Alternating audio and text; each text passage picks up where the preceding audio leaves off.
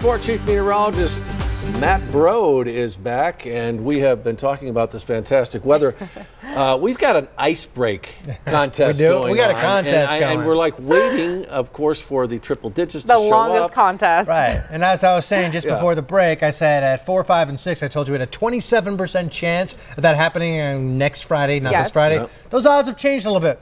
Gone down, guys, believe it or not. What is happening? I've lived here long enough to know that this doesn't happen that often. But again, it's 10 days from now, so a lot can change. Don't be surprised if this spikes back up tomorrow again. But that's officially the chance that we have as you kind of dive into so many different computer products of hitting it 100 degrees Friday, May 17th. Well, we'll see. We should record this and see how that kind of works its way out. 89 today's top temp in the city of Tucson. That's right average for this time of year.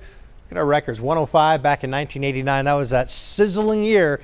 If you have lived here any length of time, well, I guess a considerable length of time, potentially you remember that year. Here's what we're tracking then in the Storm Tracker 4 Weather Center. Again, breezy to windy through Thursday. However, I do think today sort of peaked with the winds. Not to say we're not going to keep the breezy conditions going for the next several days. That's a function of just being in the month of May across the Sonoran Desert. Heating up more next work week. No triple digits imminently in sight for now, but again, 23% chance says it could happen in your 10-day tracker. More on that in a few minutes. Outside, our Storm Tracker 4 Skycam network looking at the city lights. 73 degrees at Tucson International Airport. Crystal clear skies. Winds light out of the west, 9 miles per hour. 17% the relative humidity.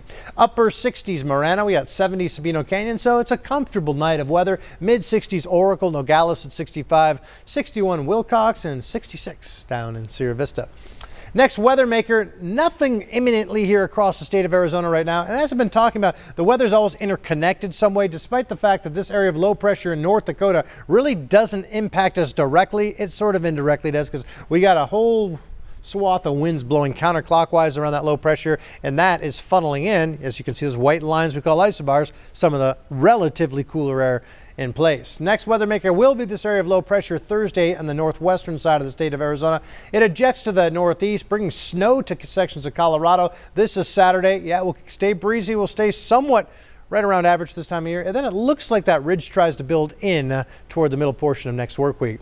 Tracking your morning lows, cool start, but seasonal. 50s for Tucson, low 40s places like Wilcox. Daytime highs then for your Wednesday, right back where we were today for the most part. Upper 80s. Yeah, we could sneak in a 90 a couple locations. Low 90s if that happens. 79 in Oracle, 82 Wilcox, and 83 for the top temp down in Nogales. Here it is then, your Storm Tracker 4 10-day tracker. Breezy again tomorrow, but not quite as windy as we saw today. 89, 88 Thursday. Lower 90s Friday. Weekend first peak looking good. 91 both days. Low to mid 90s Monday and Tuesday. And then this is where things get interesting. We are now at that, what I like to call 23% chance of ice break Friday, May 17th. That's a long time from now. A lot can change, but you heard it here first.